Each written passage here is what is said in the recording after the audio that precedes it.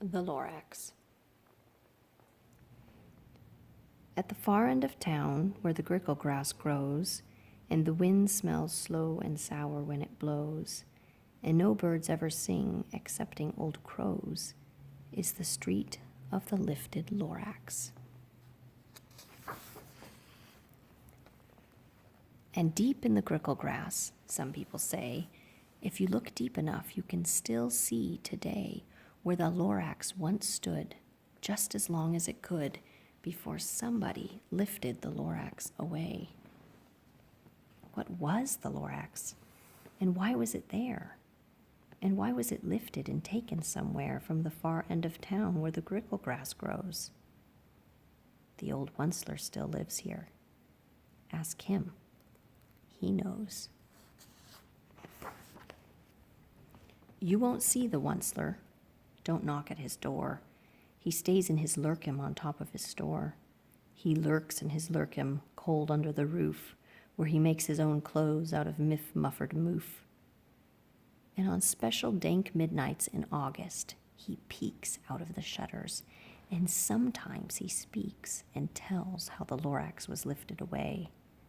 He'll tell you, perhaps, if you're willing to pay.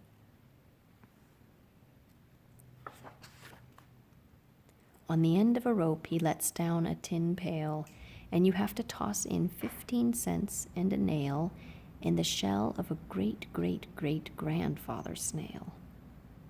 Then he pulls up the pail, makes a most careful count to see if you've paid him the proper amount. Then he hides what you paid him away in his snub, his secret, strange hole in his gruvulous glove.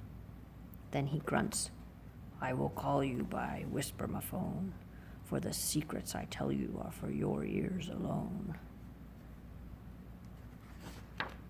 Slup! Down slups the whisper-my-phone to your ear, and the old Onceler's whispers are not very clear, since they have to come down through a snurgly hose, and he sounds as if he had smallish bees up his nose.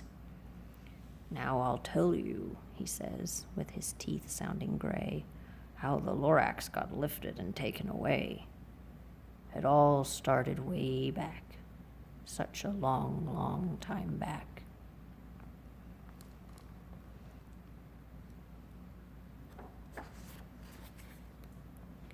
Way back in the days when the grass was still green and the pond was still wet and the clouds were still clean and the song of the swami swans rang out in space. One morning I came to this glorious place, and I first saw the trees, the truffula trees, the bright-colored tufts of the truffula trees, mile after mile in the fresh morning breeze. And under the trees I saw brown barbaloots frisking about in their barbaloot suits as they played in the shade and ate truffula fruits. From the ripulous pond came the comfortable sound of the humming fish humming while splashing around. But those trees, those truffula trees, all my life I'd been searching for trees such as these. The touch of their tufts was much softer than silk, and they had the sweet smell of fresh butterfly milk. I felt a great leaping of joy in my heart. I knew just what I'd do. I unloaded my cart. In no time at all, I had built a small shop. Then I chopped down a truffula tree with one chop. And with great skillful skill and with great speedy speed, I took the soft tuft and I knitted a thneed.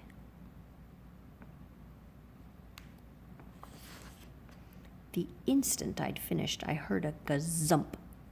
I looked. I saw something pop out of the stump of the tree I'd chopped down. It was sort of a man. Describe him? That's hard. I don't know if I can. He was shortish and oldish and brownish and mossy, and he spoke with a voice that was sharpish and bossy. "Mister," he said with a sawdusty sneeze, "I am the Lorax. I speak for the trees. I speak for the trees have no tongues, and I'm asking you, sir, at the top of my lungs." He was very upset as he shouted and puffed, "What's that thing you've made out of my truffle tuft?" "Look, Lorax," I said, "there's no cause for alarm. I chopped just one tree. I am doing no harm. I'm being quite useful. This thing is a thneed. A thneed's a fine something that all people need. It's a shirt, it's a sock, it's a glove, it's a hat. But it has other uses. Yes, far beyond that. You can use it for carpets, for pillows, for sheets, or curtains or covers for bicycle seats." The Lorax said, "Sir, you are crazy with greed. There is no one on earth who would buy that fool thneed." But the very next minute I proved he was wrong, for just at that minute a chap came along, and he thought that the thneed I had knitted was great. He happily bought it for $3.98. I laughed at the Lorax. "You poor stupid guy. You never can tell what some people will buy."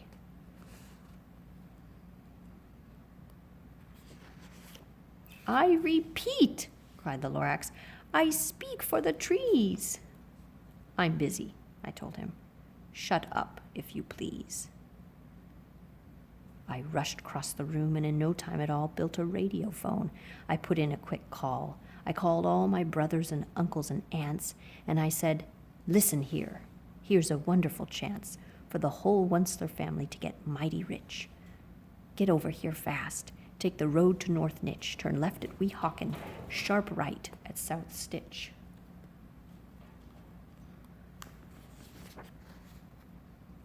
And in no time at all, in the factory I built, the whole Onceler family was working full tilt. We were all knitting thneeds, just as busy as bees, to the sound of the chopping of truffle trees. Then, oh baby, oh, how my business did grow. Now chopping one tree at a time was too slow, so I quickly invented my super axe hacker, which whacked off 4 truffle trees at one smacker. We were making thneeds 4 times as fast as before. And that Lorax, he didn't show up anymore. But the next week, he knocked on my new office door. He snapped, "I'm the Lorax who speaks for the trees, which you seem to be chopping as fast as you please. But I'm also in charge of the brown barbaloots, who played in the shade in their barbaloot suits and happily lived eating truffle fruits. Now, thanks to your hacking my trees to the ground, there's not enough truffle fruit to go round, and my poor barbaloots are all getting the crummies because they have gas and no food in their tummies. They loved living here, but I can't let them stay. They'll have to find food, and I hope that they may. Good luck, boys," he cried, and he sent them away. I, the Onceler, felt sad as I watched them all go. But business is business, and business must grow, regardless of crummies and tummies, you know. I meant no harm. I most truly did not, but I had to grow bigger, so bigger I got. I biggered my factory, I biggered my roads, I biggered my wagons, I biggered the loads of the thneeds I shipped out. I was shipping them forth to the south, to the east, to the west, to the north. I went right on biggering, selling more thneeds, and I biggered my money, which everyone needs. Then again he came back. I was fixing some pipes when that old nuisance Lorax came back with more gripes. "I am the Lorax," he coughed and he whiffed. He sneezed and he snuffled. He snargled, he sniffed. "Onceler," he cried with a crufulous croak. "Onceler, you're making such smogulous smoke.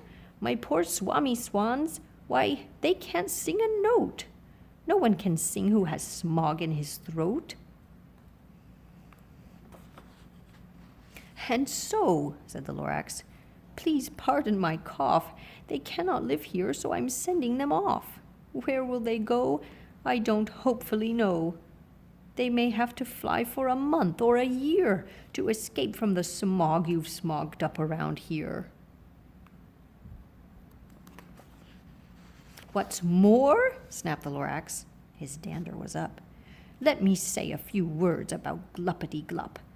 Your machinery chugs on day and night without stop, making Gluppity-Glup, also Schloppity-Schlop. And what do you do with this leftover goo? I'll show you, you dirty old Onceler man, you. You're glumping the pond where the hummingfish hummed. No more can they hum, for their gills are all gummed, so I'm sending them off. Oh, their future is dreary. They'll walk on their fins and get woefully weary in search of some water that isn't so smeary. I hear things are just as bad up in Lake Erie. And then I got mad. I got terribly mad. I yelled at the Lorax. Now listen here, Dad. All you do is yap yap and say bad, bad, bad, bad. Well, I have my rights, sir, and I'm telling you, I intend to go on doing just what I do. And for your information, you Lorax, I'm figuring on biggering and biggering and biggering and biggering, turning more truffula trees into thneeds, which everyone needs.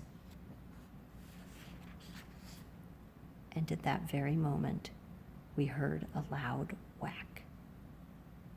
From outside in the fields came a sickening smack of an axe on a tree. Then we heard the tree fall, the very last truffula tree of them all. No more trees, no more thneeds, no more work to be done. So in no time, my uncles and aunts, everyone, all waved me goodbye. They jumped into my cars and drove away under the smoke-smuckered stars. Now all that was left neath the bad-smelling sky was my big empty factory, the Lorax, and I. The Lorax said nothing, just gave me a glance, just gave me a very sad, sad backward glance as he lifted himself by the seat of his pants. And I'll never forget the grim look on his face when he hoisted himself and took leave of this place through a hole in the smog without leaving a trace. And all that the Lorax left here in this mess was a small pile of rocks with the one word, unless. Whatever that meant, well, I just couldn't guess. That was long, long ago. But each day since that day, I've sat here and worried away. Through the years, while my buildings have fallen apart, I've worried about it with all of my heart. But now, says the Onceler, now that you're here, the word of the Lorax seems perfectly clear, unless someone like you cares a whole awful lot. Nothing is going to get better. It's not. So, catch, calls the Onceler. He lets something fall. It's a truffula seed. It's the last one of all. You're in charge of the last of the truffula seeds, and truffula trees are what everyone needs. Plant a new truffula, treat it with care, give it clean water, and feed it fresh air. Grow a forest, protect it from axes that hack. Then the Lorax and all of his friends may come back.